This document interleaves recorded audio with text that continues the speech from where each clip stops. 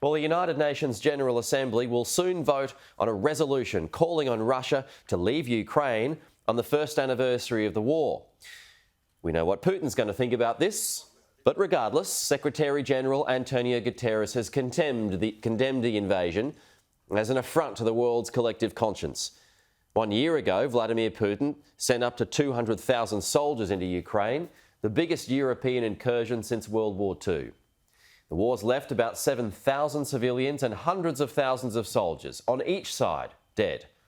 Ukraine's president has warned of the continuing threat of Russian expansion and expressed his desire to meet with Chinese representatives after their top diplomat held talks with Vladimir Putin in Moscow yesterday.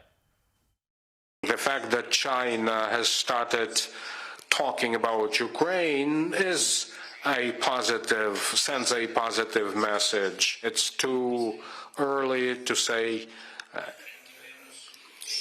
anything in addition to that. We can only judge of their proposal after we've seen the contents. Meanwhile, Russia's president laid a wreath at the tomb of the unknown soldier in Moscow to pay tribute to Russia's dead. Vladimir Putin also vowed to strengthen the country's nuclear capability, stressing the need for modernised armed forces. We will pay increased attention to strengthening the nuclear triad. This year, the first launches of the Sarmat missile system with a new heavy missile enter combat duty. We will continue serial production of the Kinzhal air-launched hypersonic systems and begin mass deliveries of Zircon-C launched hypersonic missiles. Australia will gift spy drones worth $33 million to Ukraine and sanction dozens of more senior Russian government figures and defence firms in a fresh show of support for Ukraine.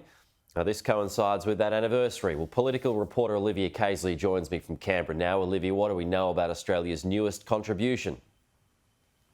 Well, Pete, this announcement is significant and takes Australia's total military contribution to Ukraine to $510 million. We don't know yet whether those drones are coming from ADF stocks or whether they're being bought straight off the shelves and being sent to Ukraine. We also spoke a couple of months ago, Pete, about how Australian troops were being sent over to the UK to train Ukrainian troops.